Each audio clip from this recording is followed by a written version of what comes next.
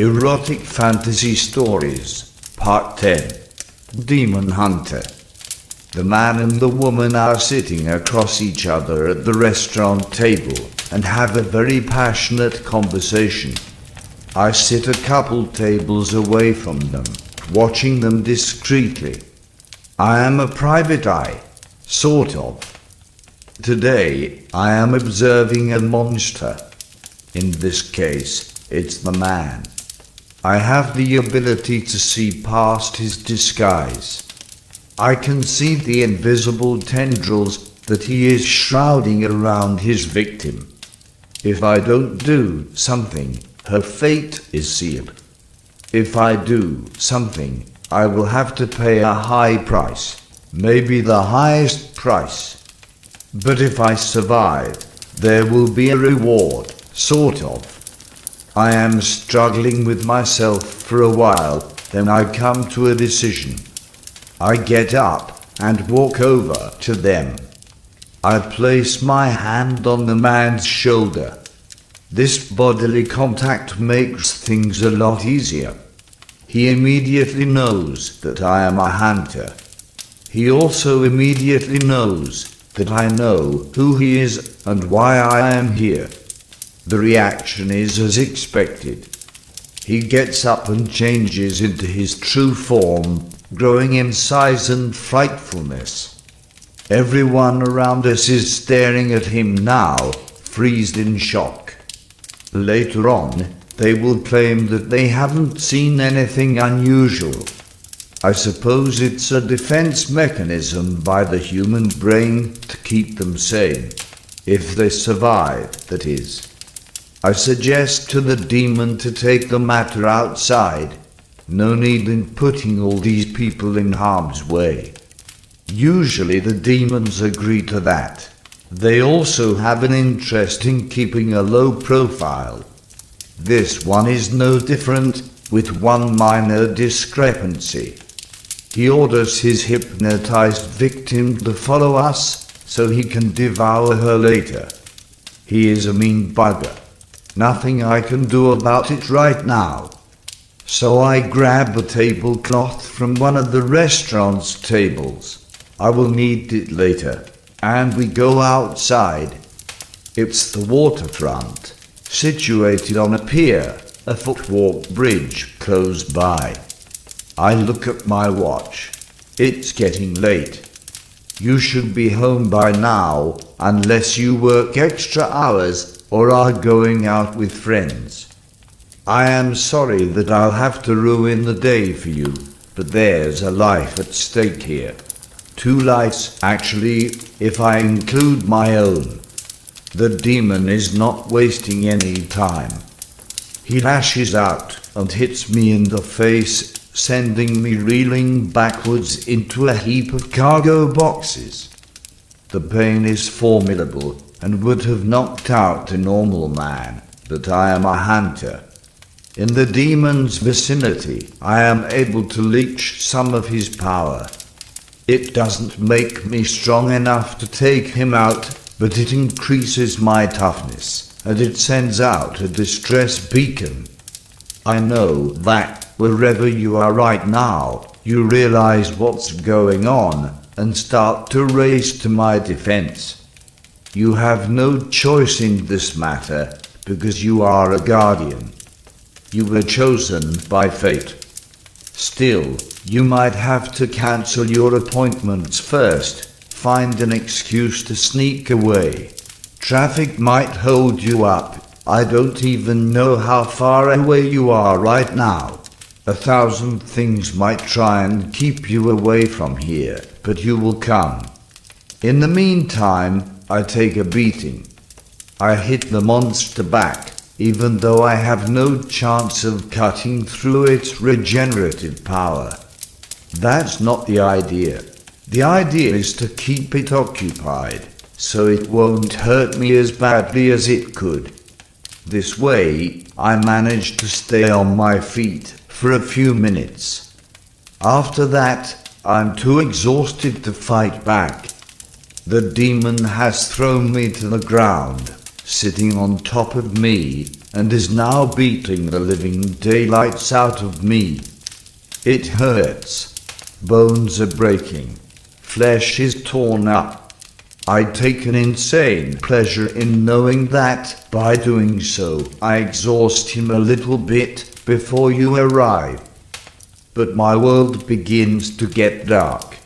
I have to try and stay conscious.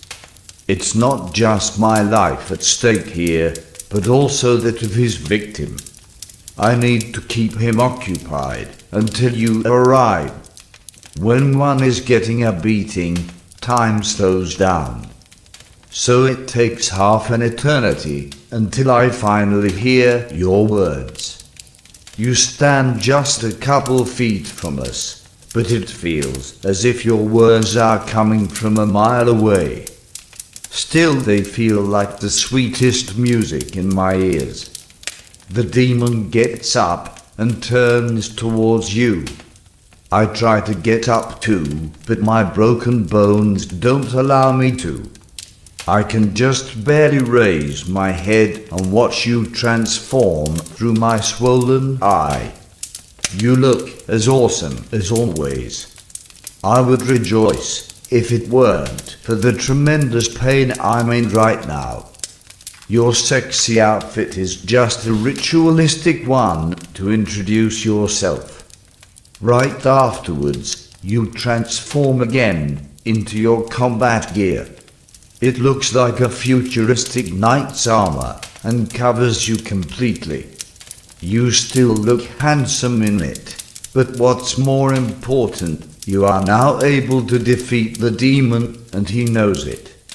He charges towards you, but you propel upwards and hit him with a ray of fire, throwing him off his feet. But this is only the beginning. He starts to summon his underlings, a bunch of demonic bat-like creatures hurling themselves at you. You stagger backwards, downwards, right in front of the charging demon. He hits you hard, but your armor soaks up most of the damage. From your back you draw two swords and engage your enemy in melee. In the meantime, I need to get up. The demon's underlings are prowling around, and there is still the demon's victim standing close by, frozen in horror. Gladly, my regenerative power begins to heal my wounds, so I manage to get to my feet and lead her to safety while you are fighting it out with the demon. There is not much that I can do to help you right now, other than making sure that you can fully concentrate on your enemy. So I draw my own sword and hunt down the demon's underlings before they can stray too far. It almost makes me feel like I'm your sidekick. The thought of it makes me feel warm and fuzzy inside, forgetting the tremendous pain I am still in. It is all worth it. Your battle is closing in on its climax. It always takes you a while until you have obtained enough chi energy to release your finishing attack, but once you do, there is no turning back.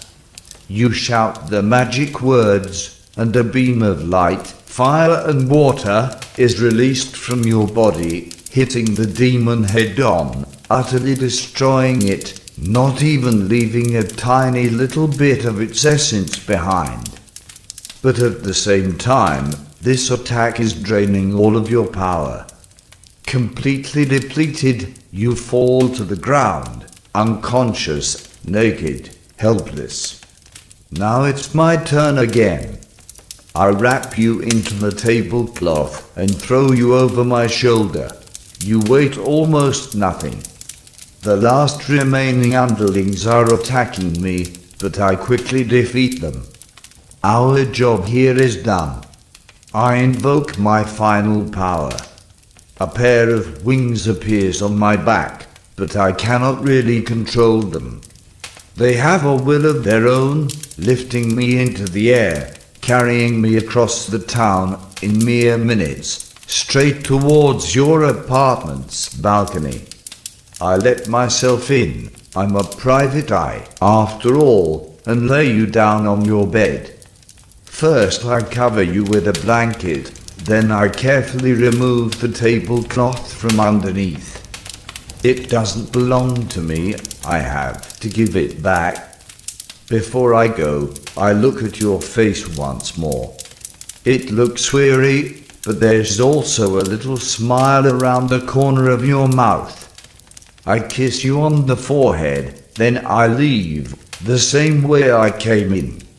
While the wings take me back to the waterfront, I take in the cool breeze and the lights of the nocturnal city.